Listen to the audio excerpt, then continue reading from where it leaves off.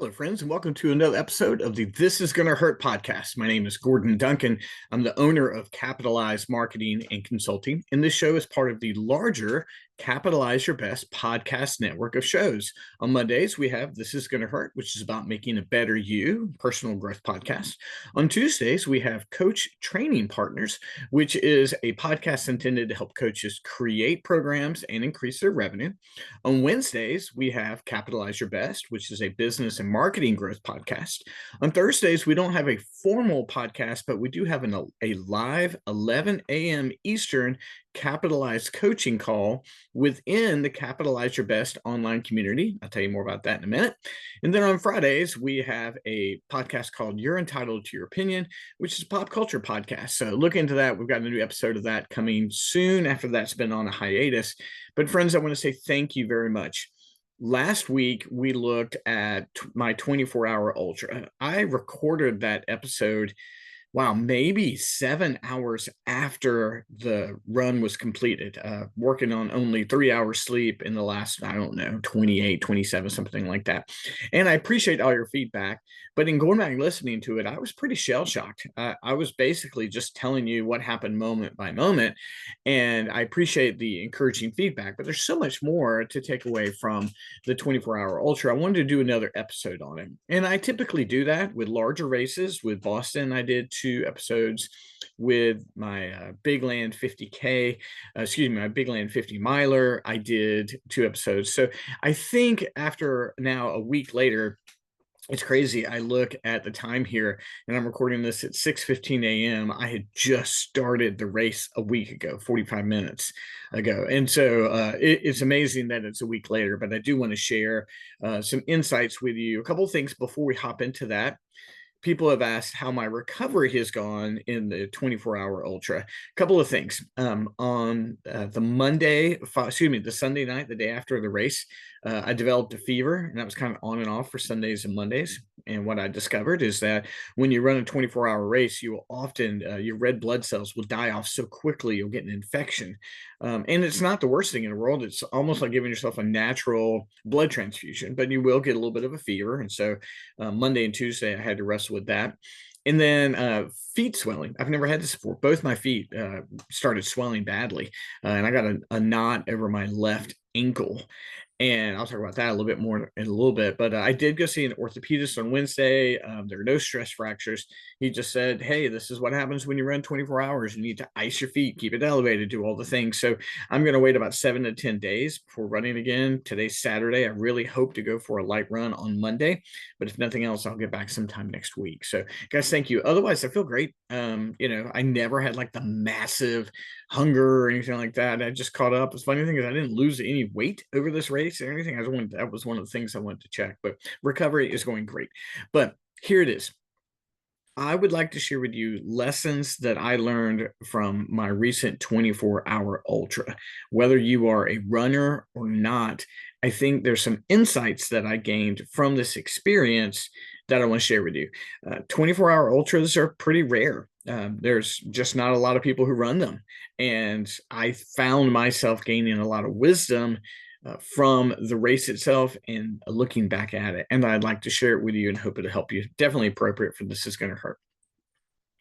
One lesson I learned from my 24-hour ultra is that toughness should never replace wisdom. Toughness should never replace wisdom. Here's what I mean by that. In the midst of an all-night run, an all-day run, there's times where you're just going to have to be tough. You're going to have to grit it out. You're going to be in pain. A lot of things are going to hurt. And you're just going to have to be tough and run through it. And that's one of the things you develop over years of running and you're in the weeks of training. And you just got to be tough to do it. But toughness can't replace wisdom. And that's what led to my ankle injury. Somewhere around mile, 40 or so, maybe even closer to 50, I began to develop a knot over my left ankle. It was right after I changed into a fresh pair of shoes. And that was odd. I'm in fresh shoes, and they were actually like my best, newest shoe.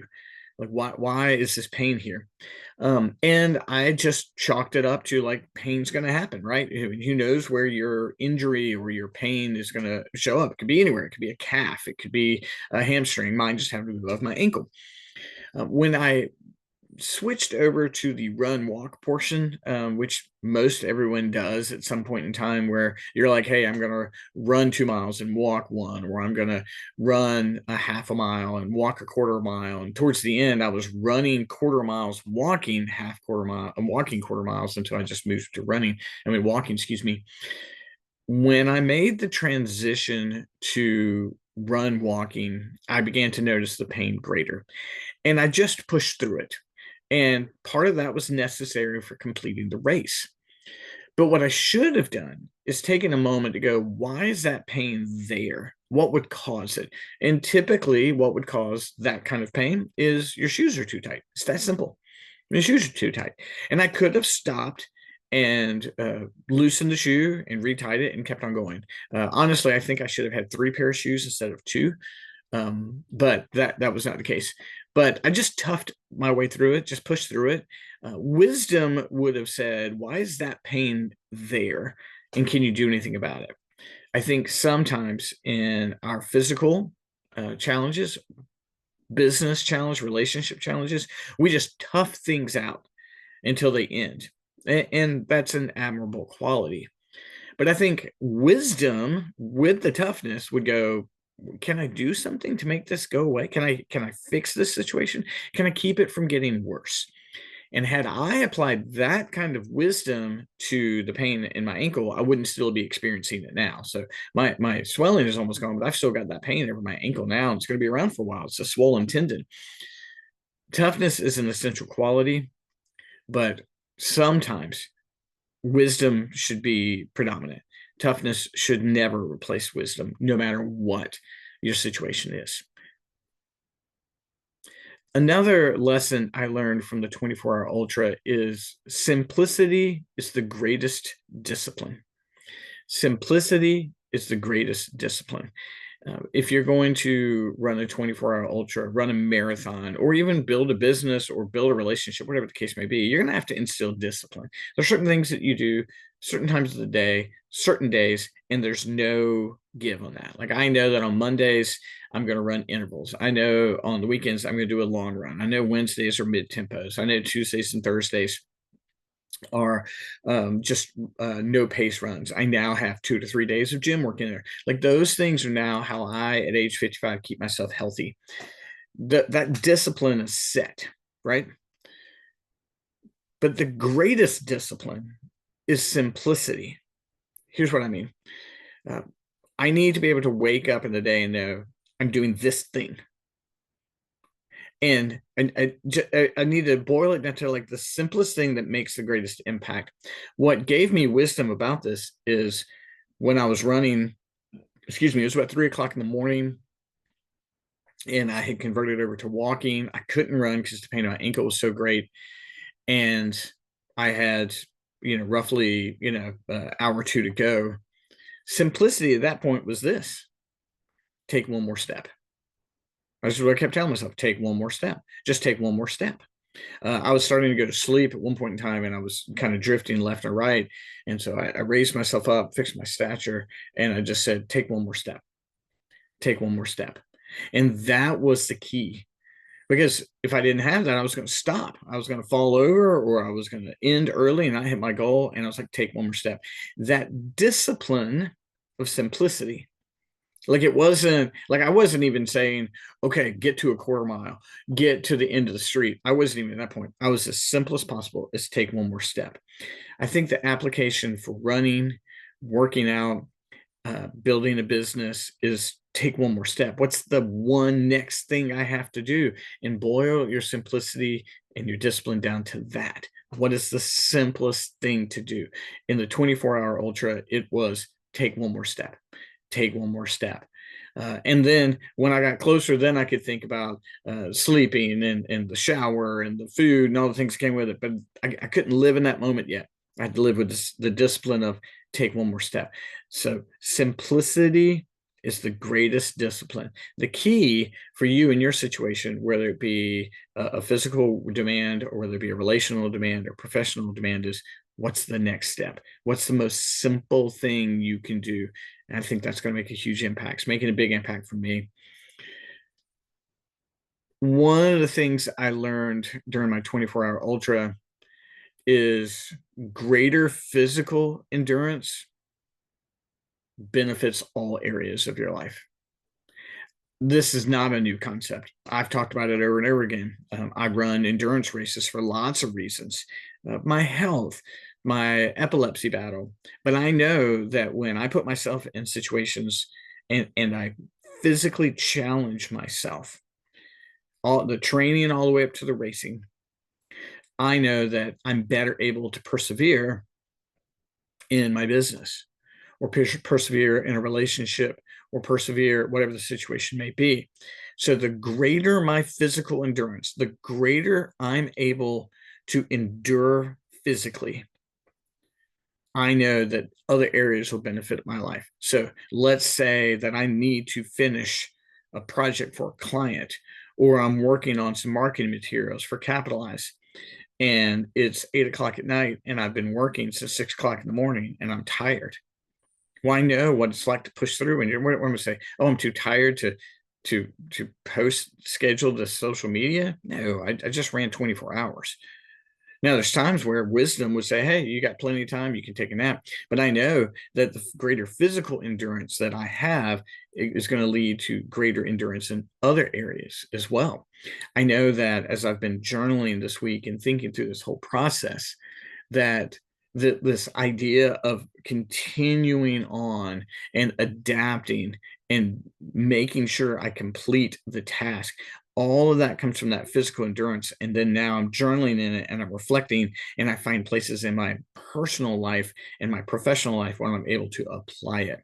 So when I want to give up, I know that my physical endurance has proven it to a certain extent that I know that emotionally or spiritually, I'm able to persevere.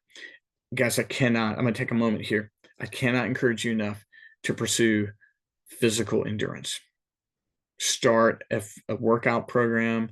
If you're healthy and you're able to, challenge yourself to a race, challenge yourself to some moment where, like, hey, I know that 10 weeks from I'm going to do this thing, and there's no excuses, because that physical endurance, the building of it, is going to enable you to be greater in all the other areas of your life. This is a lesson I've known, but since this is a new plateau for me, I've never run 24 hours before. I never run 80 miles before. I know that in taking on that challenge and accomplishing it, the other areas of my life are going to benefit. I've lived in this glow for a week of the race, and I've told myself I'm not going to bring it up after this week. I've happily brought it up to people in my circle, but beyond this week, I'm going to try not to bring it up unless people ask me or it's actually an application of one of my talks. But I've lived in this glow all week, and I'm going to continue to live in it personally. And I'm only going to share it when I think it actually has application for other folks, not necessarily me anymore. A 24-hour race is going to challenge you mentally, physically, all the adverbs. And three things that I took away from it is that toughness should never replace wisdom. Like, you've got to be tough, but you've also got to be wise and know what's going on. I should have stopped and loosened my shoe and not led to an ankle injury, right? Simplicity is the greatest wisdom. Simplicity is the greatest discipline. If I need to be disciplined in working out and hitting my marks, but simplicity is a discipline itself. What's the simplest thing to do next? For me in my race was just take the next step. And finally, greater physical endurance leads to benefits in all the other areas of your life. If you endure physically, you are going to have a greater benefit in all the other areas of your life. Friends, thanks for tuning in for This Is Going to Hurt podcast. You might hear my energy is still not great, but I'm excited about where I'm at. I'm alive mentally and physically. But it's just been an amazing week. I think one of the drawbacks to my energy this week is I'm not running, I'm doing other things, but I know that that energy is the Kickstarter for my metabolism, and I'm gonna get back to it next week. Thank you for tuning in. I mentioned earlier the Capitalize Your Best community that has an 11 a.m. coaching call. Reach out to me. I've got a 7-day free trial. Membership to that is cheaper than a tank of gas, $29 a month. We have daily coaching in there. We have weekly coaching calls. We have monthly workshops. We have courses in there. We have a Wednesday book club for the Capitalize Your Best Daily Reader. There's so much. Please reach out to me if you'd like to know more about it. But right now, friends, I want to say thank you for tuning in, and I can't wait to talk to you again next week. And also, if you're listening to this on Spotify or other platforms on Tuesdays, tune in to our other podcast, the Coach Training Partners podcast. That's coming up, and I look forward to talking to you then. Thanks, friends. Bye-bye.